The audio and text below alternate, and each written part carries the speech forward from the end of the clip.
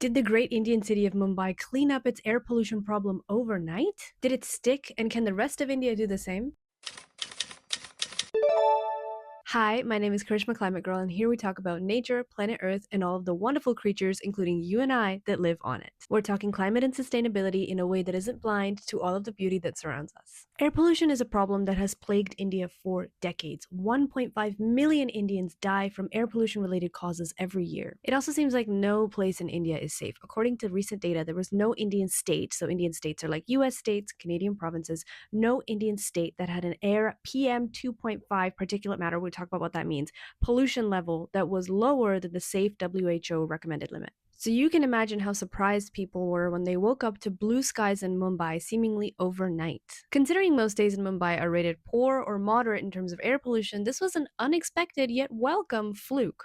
Or was it a fluke? I did a lot of research as to how this happened overnight, and I couldn't find one clear answer. Since Mumbai is a coastal city, some scientists attributed this to the fact that there were strong westerly winds coming in from the ocean that dispersed all the pollutants that were suspended in the air. But strong winds from the sea, you'd think that happens more than just once in a blue moon. Some people attributed it to the fact that the state government had issued over 1,000 stop work notices to construction sites around the city as part of their dust control program. But some people say these regulations had been put in place since October 2024 but just hadn't been enforced. And some people were theorizing that the only reason they were being enforced now is because we had an important state visit happening. Of course, Prime Minister of Canada Mark Carney was making his way over to meet Prime Minister Narendra Modi in Mumbai, so officials thought, let's give him a good first impression. Whatever the reason was for the pollution clearing up in Mumbai, people were able to wake up and take a long, deep breath of fresh air for the first time in years. But then it went right back to normal. So today I'm going to explore the top causes as to why India suffers from some of the worst air pollution in the world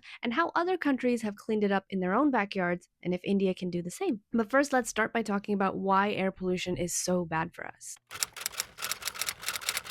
Air pollution is a climate issue, but it is also a health issue, and a largely ignored one at that.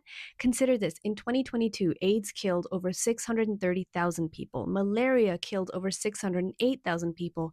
Air pollution killed 7 million people. My own feelings on air pollution are complex. I was born in India, but I was raised outside of India and spent most of my adult years in Canada. I don't really know what it's like to experience Indian air pollution other than the few sporadic times that I visit, but air pollution in Canada is largely caused by wildfires in the summer. And let me tell you, it triggers my eco-anxiety like no other. The sun looks very spooky when it's seen through a polluted sky. It's not like a cloudy overcast day, and it's not like a misty foggy day. It's a very spooky, eerie, hazy orange sun that makes me feel a lot of doom. I feel like I shouldn't be breathing when I go outside, so I stay inside in the summer, which is quite a prison sentence considering how much of the winter we spend inside as Canadians. Air pollution affects animals too, especially their reproductive rates and even their migration routes. The animals that are particularly affected by air pollution are birds. Because of the fact that they have very high metabolic rates and they have direct exposure to the atmosphere, they're flying in it, birds are especially susceptible to air pollutants. And heartbreakingly, it quietens their bird song. Commenting on how air pollution affects us all, Sunil Dahiya, who is a South Asia analyst at the Center for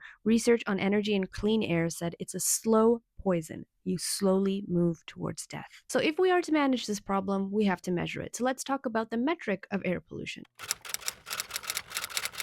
Air pollution is measured using AQI, Air Quality Index, and this rates the air outside at a given time from good to hazardous. This number then provides a recommendation as to what activities you should or shouldn't be doing outside. So if the air quality is good, you can go outside, you can exercise, you can do whatever you want to do. And then it goes down to, okay, sensitive groups should probably stay inside, but the general public is okay. And then all the way down to everybody stay inside. If you're going outside, you must wear a mask, but try not to go outside. An app that I like to use to check air quality outside is IQ Air. It's a Swiss app, and it's able to provide the world's largest database of air quality information, and it takes its data from different sources, including government monitors, but also private independent monitors, because apparently we can't rely on government monitors, and I'll get to that later. So how does AQI provide that number? How does it measure the quality of the air outside? The truth is, the air that we breathe is a big soup of different types of elements, compounds, and pollutants. There's not just one pollutant that's bad for you folks. The most important one to remember is particulate matter. PM 2.5 refers to fine particles in the air that are 2.5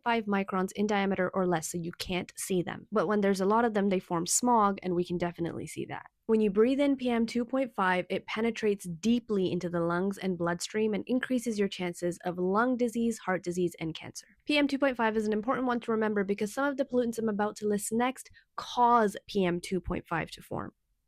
Remember that. Number 2 is ground level ozone. It's pretty short-lived, stays close to the ground, as the name implies, and it's formed when different types of pollutants interact with sunlight. It damages your lung tissue and it can worsen bronchitis and emphysema, but what's really interesting about ground level ozone is it messes with the process of photosynthesis in plants. This stunts the growth of the plant, causes leaves to age prematurely, and actually reduces the nutritional value of crops like wheat and rice. Now there's 3 pollutants, nitrogen oxides, sulfur oxides, and black carbon, that are all components of either PM 2.5 or ground level ozone. So we have to keep an eye on those 3 caused by fuel burning, crop burning. We'll get into that later.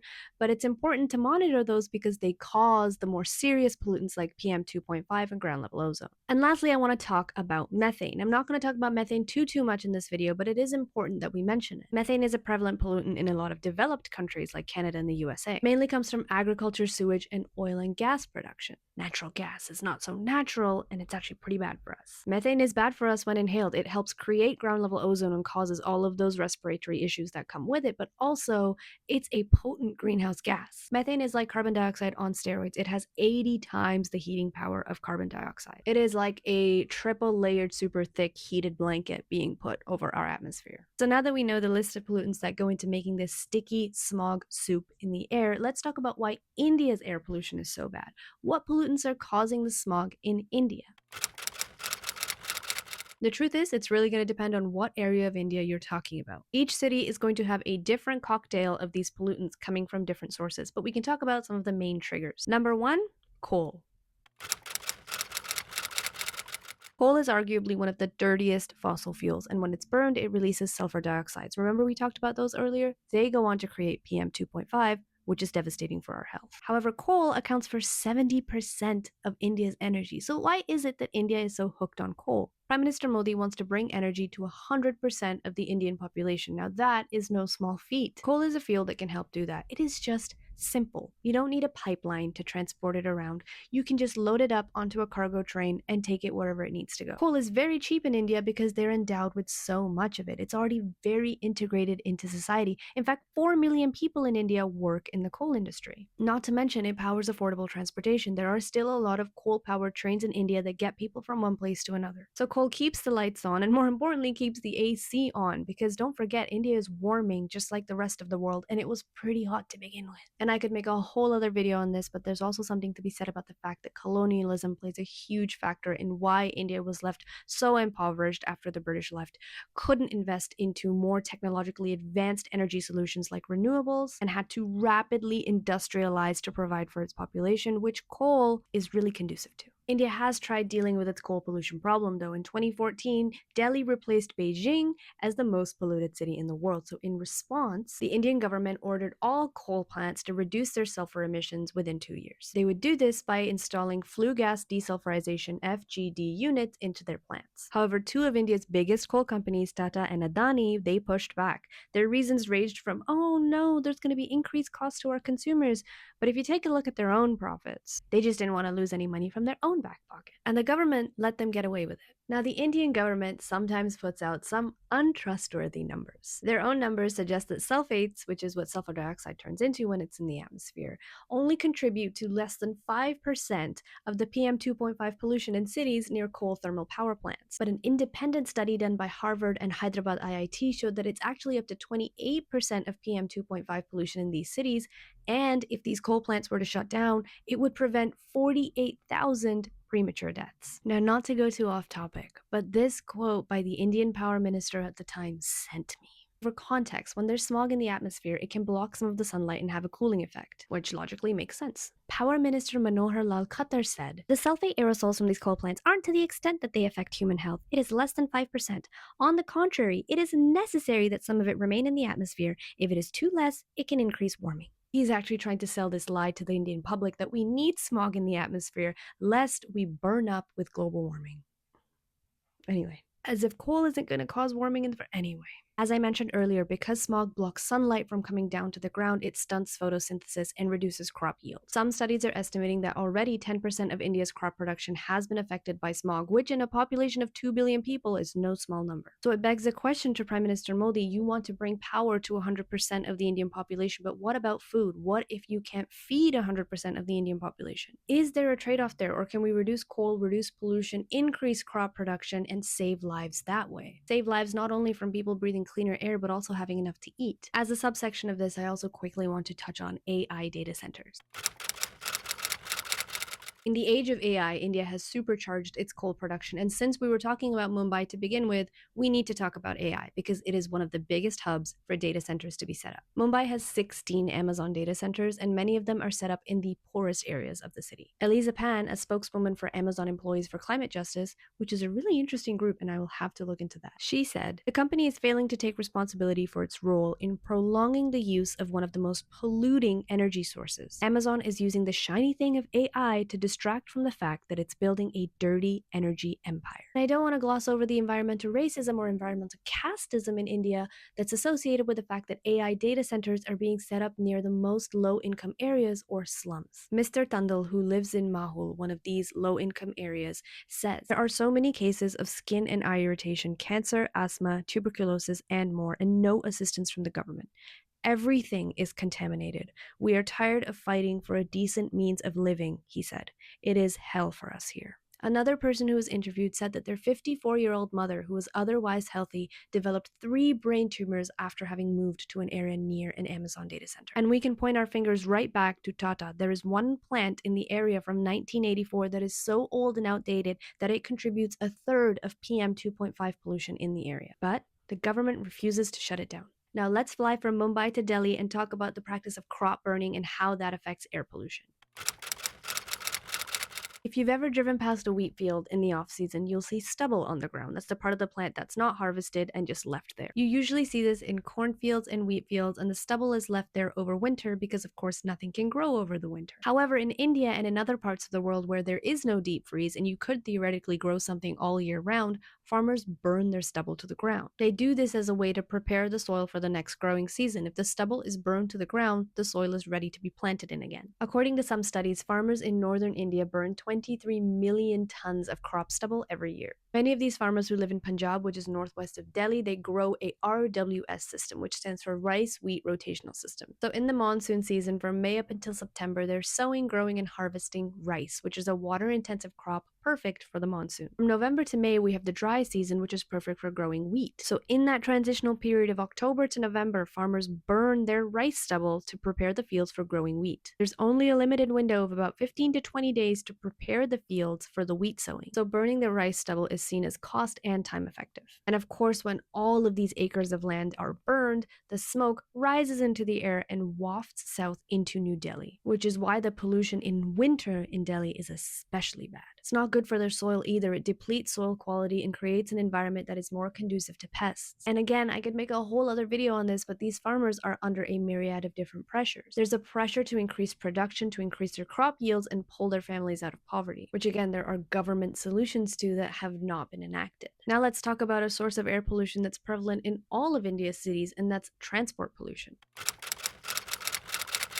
Vehicles alone contribute to half of PM 2.5 pollution in many Indian cities. This is because a lot of Indians drive vehicles that are really bad on tailpipe emissions. What this signifies are the kinds of pollutants that are coming out of a vehicle's tailpipe. This will depend on the vehicle itself, whether it has a catalytic converter, whether it has a particulate matter filter, and the type of fuel that it consumes. Now, not all fuels are created equal. There's regular gasoline, which burns quite cleanly but produces a lot of carbon dioxide, which isn't a pollutant, but it is a greenhouse gas. There's ethanol blends that can reduce the amount of carbon dioxide that's coming out of a tailpipe. And then there's diesel, which when it's burned actually produces less carbon dioxide, so less greenhouse gases, but way more PM 2.5 pollution. So diesel's a really interesting fuel. It causes less warming than gasoline. However, it's much worse for air quality. And it doesn't always have to be made from fossil fuels. Diesel can also be in the form of biodiesel, which comes from plants. But since this video is about air pollution, diesel is the bad guy. And a lot of vehicles in India run on diesel. Lots of Indians drive two-wheelers, you'll see a lot of auto rickshaws, and then you'll also see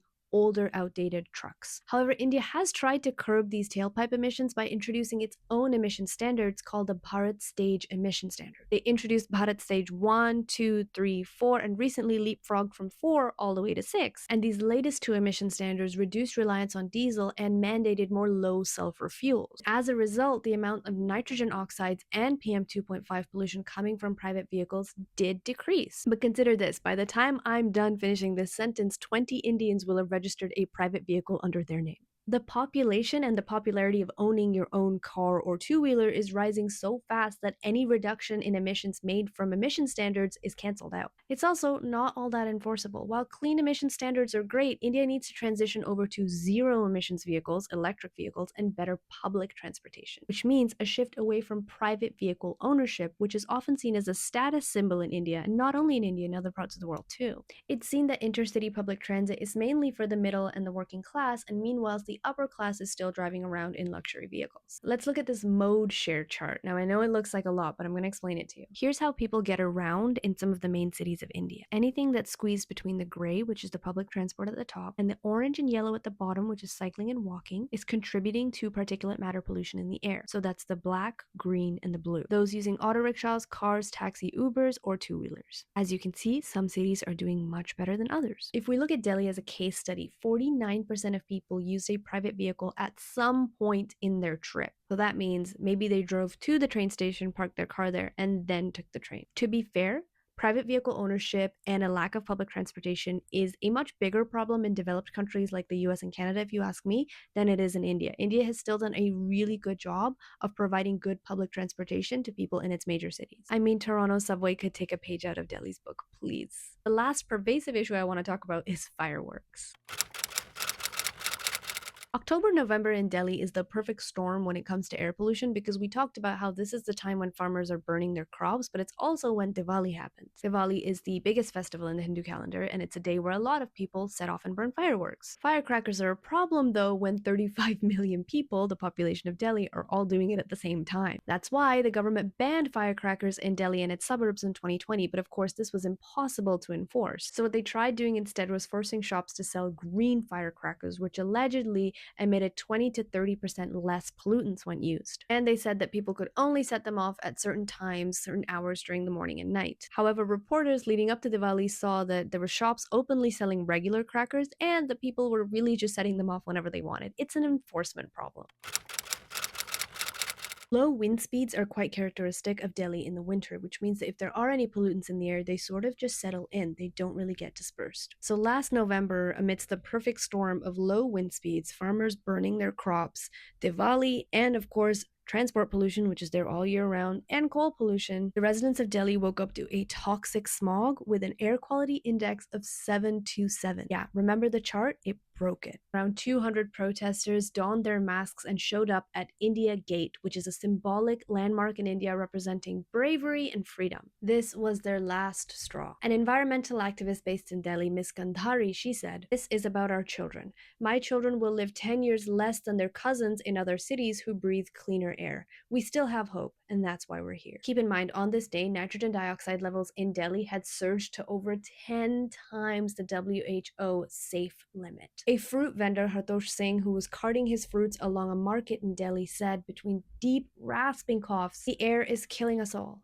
The government is leaving us to die so that India can grow big. Every year, more cars, more buildings, more rubbish, more factories, filling the air with filth. Is that worth more than our lives?" A pediatrician who attended the protest says that she sees 3-year-olds in her clinic struggling with a cough that never goes away. However, the India Gate protest didn't last long. Over 80 protesters, including women and children, were detained for exercising their democratic right to protest. Some were forced into police vehicles, driven into the outskirts of Delhi, and just left there. On top of that, the government responded with denialism and misinformation. Remember when I said that the air quality that day was 727? Well, the Indian government uses its own AQI scale to report air quality, and that scale tops out at 500. So even though the true AQI was 727, all government monitors across the city were showing only 500. You can't have a ceiling on a metric like that. That's like stepping onto a weighing scale that has an upper limit of 120 pounds. So no matter how much weight I gain, I guess I'm only 120 pounds because this scale says so. that scale is rigged. The Indian government's air quality monitoring metric is rigged. This example also underscores the importance of private and individual air quality monitoring systems like IQAir. IQAir is an open source data monitoring platform, so we don't have to rely on government numbers if they're unreliable like this. Delhi's air pollution doesn't stop at a 500 AQI because the government says so. But there is another major city in the global south that cleaned up its air pollution: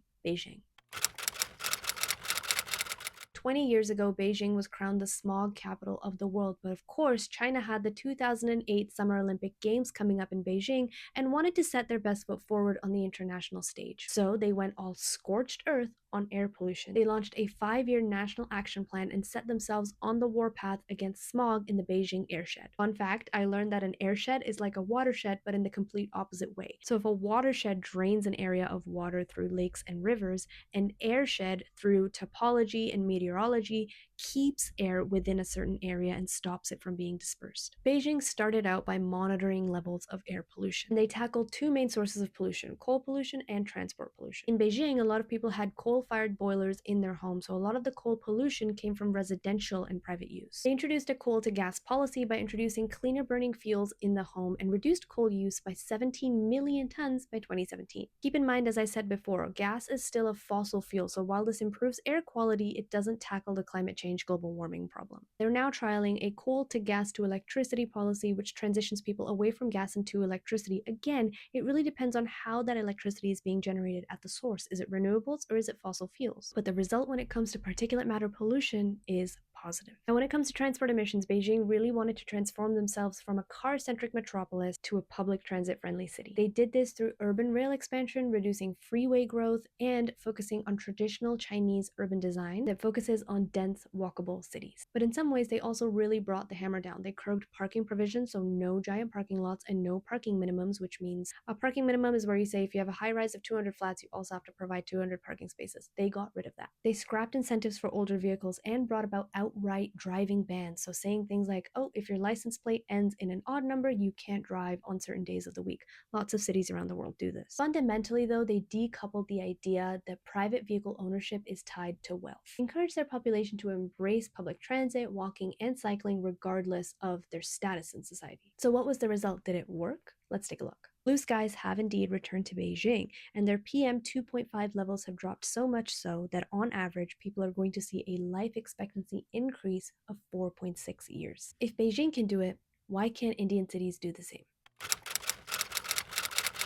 The key difference here is political. China's economy is much more centrally planned. They are much more socialist. In some people's eyes, they may even be called authoritarian, which means it's easier to bring in drastic changes overnight. India is more of a neoliberal democracy, which means a bill can take longer to pass and you need to get more public buy-in. The key difference that I have to applaud Beijing for is that they actually curtailed the use of private vehicles. Cities like New Delhi and Mumbai have not done so. And then lastly, the different sources of pollution that we discussed in India all relate to different levels of government. For example, coal usage falls under federal jurisdiction. Prime Minister Modi has power to control how much coal is being used and burned. One level down, we find ourselves at the state level. Crop burning is being done by farmers in the state of Punjab, so this would require state-level policies to address as well. Now, if we come down to the municipal level, we can talk about the AI data centers being set up in Mumbai. The city is allowing this to happen, so it is the city that has the power to fix it. And of course, these levels of government can work together to address these problems too. But I want to end this video by saying there are solutions to India's air pollution problem.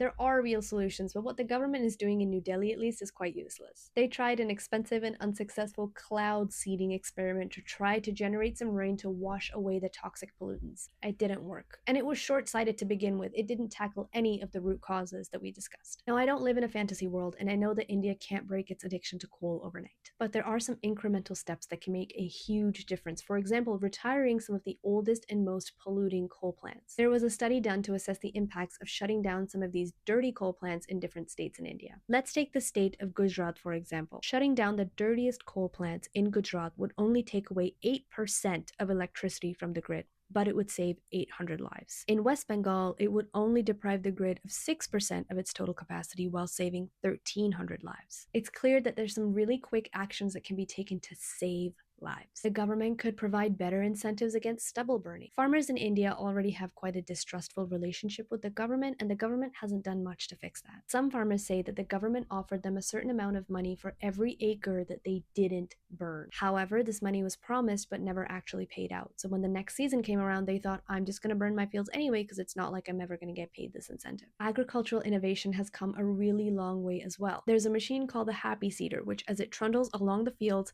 cuts down rice stalks really low and plants wheat seeds simultaneously behind it. There's no need to burn stubble, it improves soil quality and conserves water. However, it is seen as unaffordable by most farmers, something that the Indian government could consider subsidizing. And lastly, as the world's largest democracy, India must stop cracking down on environmental protests. As democratic citizens, Indians should be able to fight for their rights, and everybody has the right to breathe fresh, clean, healthy air.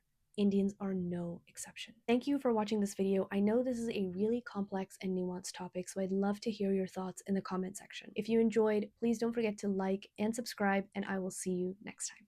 Bye-bye!